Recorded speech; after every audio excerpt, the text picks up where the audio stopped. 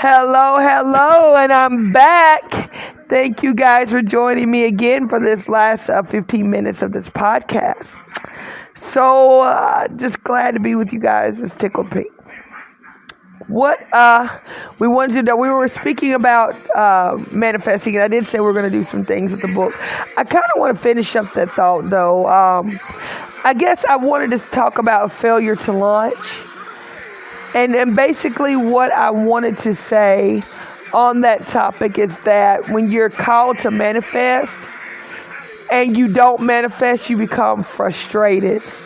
And we're all called to destroy the works of the devil. We're all called to work the works of God, and not doing those things will leave a person unfulfilled. And the problem is when the spirit of rejection and the spirit of perversion begin to work together to manipulate the manifestation of that gift. So we'll come back and we'll deal with that a little later.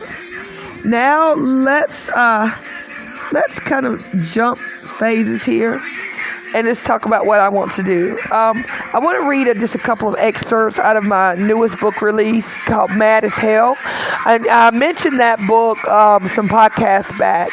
But it has been released, so I just want to read a few little excerpts out of it. And what I plan to do is to actually record the decrees myself on the podcast, so they'll be available on the website to hear.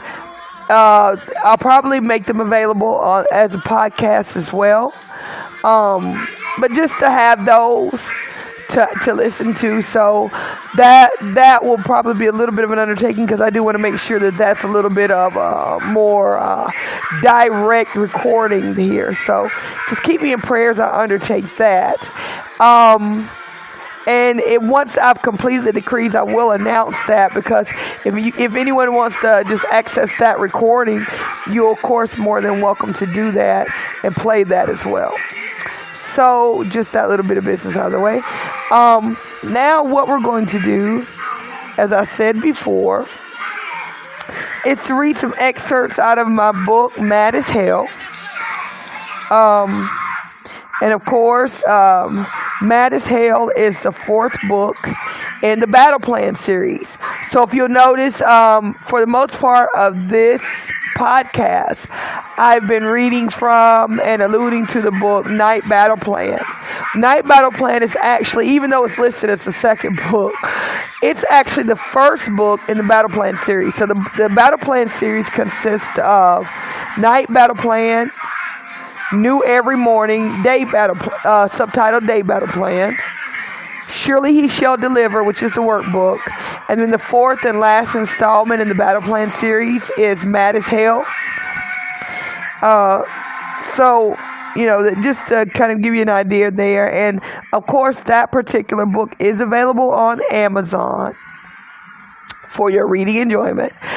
You could also purchase hard copies of the book via Barnes & Noble, Amazon.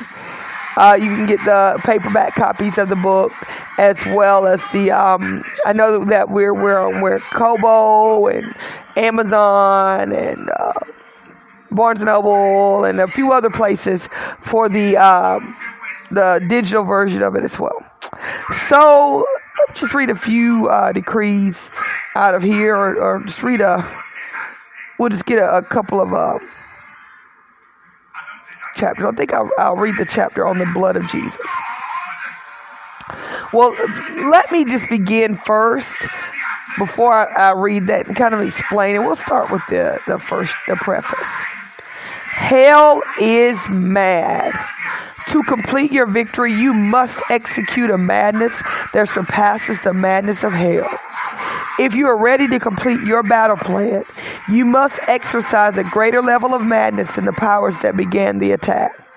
Zion Willingham explores an innovative new way to soak your home with prayers during sleep, and while you're away during the day, use ingenuity to guard your home and perfect your victory in battle. The final title in the Battle Plan series will complete your battle with acidic renunciations, radical decrees, and brutal pronouncements that are designed to be recorded and played while you sleep. Read the rules of engagement to your environment and that of your loved ones. And I just put an announcement that I would like to acknowledge the Holy Spirit for being a friend that sticks closer than a brother. You're a counselor who never tires. You are love personified. Now, I'm going to skip the salvation page because by this point, and as I mentioned in that salvation pages there, if at this point you're reading acidic decrees and you're not saved, that is a hazard and a danger, and you are certainly making a big mistake. So that is something that you must reconcile before doing any kind of spiritual warfare. So just going to read some how to use the manual. You want to read through the entire manual. Use the prayers if possible. Use this book in conjunction with the night battle plan or new every morning day battle plan books. While you are reading these decrees, record yourself. These decrees are designed to be read with passion and determination. Once you recorded these decrees, play them in your home.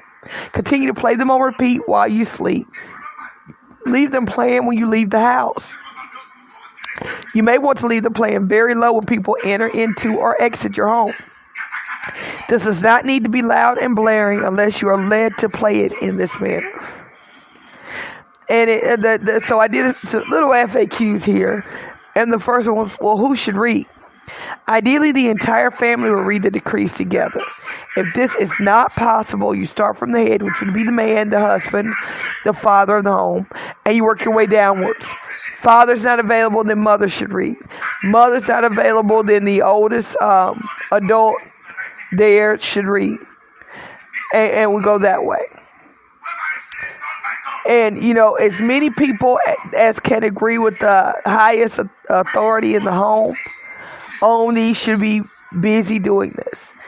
And I'll stop here and just, kind of throw an aside in. These kind of things in our current environment, it's so easy to look at something like that and just kind of blow it off. But we don't understand the power that there is in agreement. There's one particular prayer that I look at often, and they said really the family needs to be holding hands or at least touching in some kind of way when they're reading certain prayers and decrees, because it creates a seal around the home. And so I implore you to really take this seriously, because you take your home seriously. The things we'll laugh at to protect the home, but we don't laugh when the devil enters into the home. And when he's attacking the finances of the home, he's attacking the members of the family, he's attacking the mental, social, and psychological piece of the members of the home. Those things aren't funny, but going out, and you will hear me allude to holistic medicine. And I believe that holistic medicine, that is not necessarily naturopathy. Holistic just means whole. And the thing about holism is that it deals with everything as a whole instead of in parts. And I think that's we see problems and we don't see it as a whole issue. We see it in part. And so we deal with the part.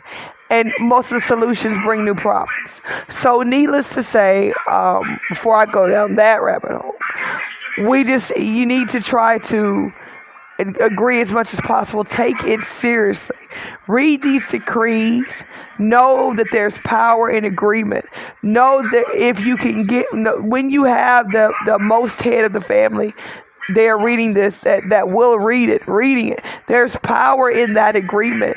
And you can change your home by doing this exercise. You can change your life by doing this exercise. You can change the trajectory of the members of your home by coming into agreement and bringing the fire of God down, turning your home into a Bethel by changing the rhetoric in your home. It was Dr. Cindy Trim who said that the wood beams in your homes are always recorded, and she found by study that wood actually records sound. And of course, I don't know all of the details of that, but I do know that if the wood is recording, and I have no reason to doubt what she says, then the bad things that are being done and said are being played back over the home. So if your voice, who is the person who has the authority over that home, is constantly on making decrees, if the family is constantly coming into agreement, you will be surprised by how spirits who may be cast out, when they go to look for an empty place, will find that place is filled, because you're feeling it. You're constantly asserting this under agreement, and you're not, it's really a great enhancement for a home. So that was my little long aside there. Okay, so do I need to record the entire thing was the next FAQ. The short answer is no. You know where it is needed. For some homes, simply a recording of the deliverance scriptures will be enough to bring deliverance to the home and the environment. So there are some scriptures that I've gotten listed in the book, and it may be that the Lord just leads you to read certain scriptures from the book or just of your own, and to keep that playing all the time. You know where those pain points are. And that's the thing, because initially I was going to just record an audio and try to make it available for the listeners to play. But the authority lies in the person that's there. Even a child under parents has authority over their matrix. Matrix is the area around a thing from which it's born. So around yourself, you have a certain, I guess you could say, space, to put it that way. Everybody has even authority over the space around them. So if you even play these things and you come into agreement with yourself, you as a person of authority has even greater authority than, say, me reading it. So yes, you can come into agreement with me when I read it, and it's powerful. And it will do much, because you've got two that are coming into agreement together. But you ultimately want to record it yourself, because you have the authority, and every time your voice comes with the authority, whether you're home or not, those demons know that they have to honor the voice of the highest authority.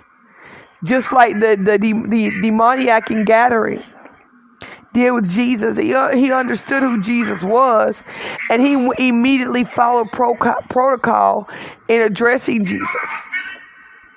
So that, it just depends on the family. Next FAQ, well, what if it seems like this is not working? My response was, check the home. What is already in the home that has the legal authority to remain? Demons with the right will stubbornly resist being cast out. In particular, watch what you watch. And I discussed dreams from the kingdom of man, so I won't be discussing that.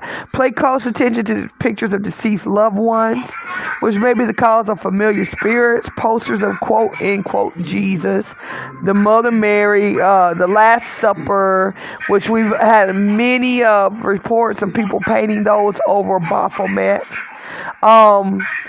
I could say more, but a lot of these Jesus hanging on the cross, but if you look at it, it's really a goat head, let's be real.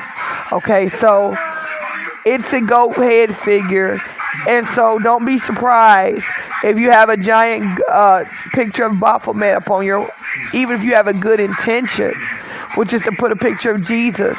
The Bible was clear that we're not to make any images of anything in the heaven, in the earth, or underneath the earth. He doesn't want that.